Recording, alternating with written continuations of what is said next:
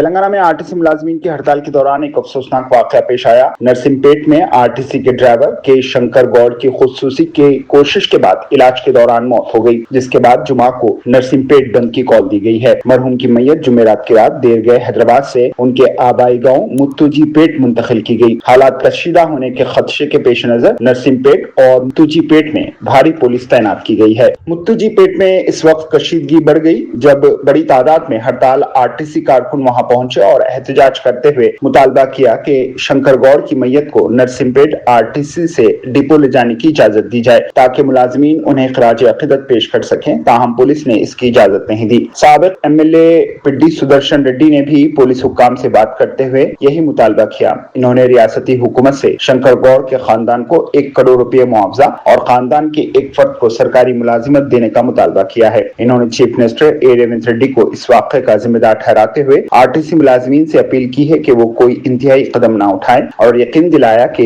BRS party उनके साथ खड़ी रहेगी। उधर पुराने वरंगल जिले के तमाम आरटीसी डिपो पर मुलाजमीन ने तीसरे दिन भी एहतजाज जारी रखा। भोपालपल्ली में कारकुनों ने सियाह पट्टियां बांधकर खामोशी इख्तियार की और मरहूम को खिराज अकीदत पेश किया। आरटीसी मुलाजमीन ने हुकूमत से फौरी तौर पर जेएसी के साथ बातचीत शुरू करने का मुतालबा किया ताकि मसाइल को हल किया जा सके और आइंदा ऐसे वाकयात को रोका जा सके। किसी भी नाखुशगवार वाक़े से निपटने के लिए डिपो पर खुसूसी पुलिस फोर्सेस, फायर ब्रिगेड और एम्बुलेंस भी तैनात की गई है। ब्यूरो रिपोर्ट, मुंसिफ न्यूज।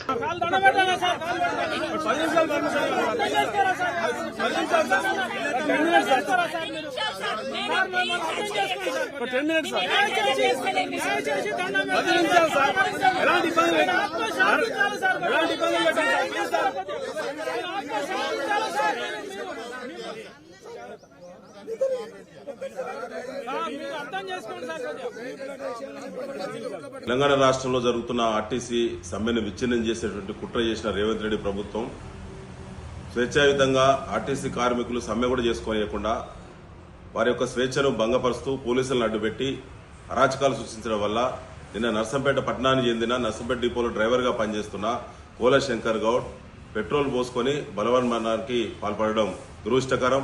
దీనికి ముమ్మాటికి ఇది రేవంత్ రెడ్డి చేసినటువంటి హత్య, కాంగ్రెస్ పార్టీ చేసిన హత్యగానే భావించాలి. దీనికి కాంగ్రెస్ పార్టీ నైతిక బాధ్యత వహించాలి. దీనికి కాంగ్రెస్ మంత్రులు, అధికార పార్టీ ఎమ్మెల్యేలు దీనికి బాధ్యత వహించాలని చెప్పి డిమాండ్ చేస్తా ఉన్నాం.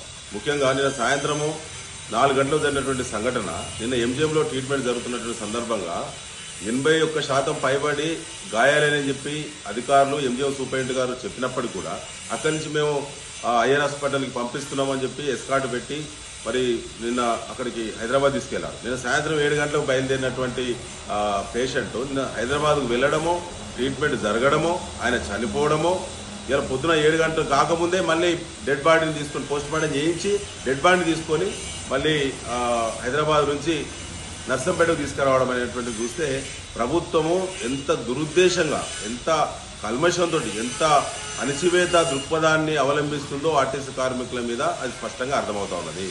జిల్లా జేఏసీ, ఆర్టీసీ జేఏసీ నాయకులు కనీసం నివాళులు కూడా అర్పించకుండా, వారికి అవకాశం ఇవ్వకుండా ఎక్కడెక్కడ కట్టడి చేసి దొంగదారుల గుండా డెడ్ బాడీ తీసుకొచ్చి నర్సంపేటలో రీచ్ అయ్యే విధంగా 5 ఎస్కార్ట్ వెహికల్స్ పెట్టి ఎస్పీ స్థాయి అధికారిని ఎస్కార్ట్కు ఇన్ఛార్జిని పెట్టి తీసుకొచ్చే పరిస్థితి వచ్చింది. ఈ రాష్ట్రంలో ఎవరు ఎప్పుడు ఇలాంటి సంఘటనకు పాల్పడ్డా కూడా 12 గంటల్లోనే ట్రీట్మెంట్కు వెళ్ళడం, హైదరాబాద్కు వెళ్ళడం, ఆ తర్వాత చనిపోయిన తర్వాత పోస్ట్ మార్టం చేయడం రాత్రి అర్ధరాత్రి, ఆ తర్వాత తీసుకొచ్చి తెల్లారక ముందే తీసుకొచ్చి డెడ్ బాడీ ఇంటి ముందర వేయడం అనేది మొట్టమొదటి సంఘటన ఇది. దీనికి పూర్తిగా రేవంత్ రెడ్డి ప్రభుత్వం బాధ్యత వహించాలి. ఆ కుటుంబానికి ₹1 కోటి ఎక్స్గ్రేషియా ప్రభుత్వం ఇవ్వాలి. అదేవిధంగా కుటుంబానికి ప్రభుత్వంలో శాశ్వత ఉద్యోగం కుటుంబానికి కల్పించాలని చెప్పి బీఆర్ఎస్ పార్టీ డిమాండ్ చేస్తా ఉన్నది. దీనికి పూర్తిగా బాధ్యత వహించాల్సింది ఆర్టీసీ రవాణా శాఖ మంత్రి పొన్నం ప్రభాకర్ వెంటనే రాజీనామా పెట్టాలని చెప్పి కూడా బీఆర్ఎస్ डिमांड చేస్తాం। मज़ीद खबरों के लिए हमारे चैनल मुंसिफ न्यूज़ 24/7 को देखते रहिए। अगर वीडियो अच्छी लगी तो लाइक करें, शेयर करें और चैनल को सब्सक्राइब करें।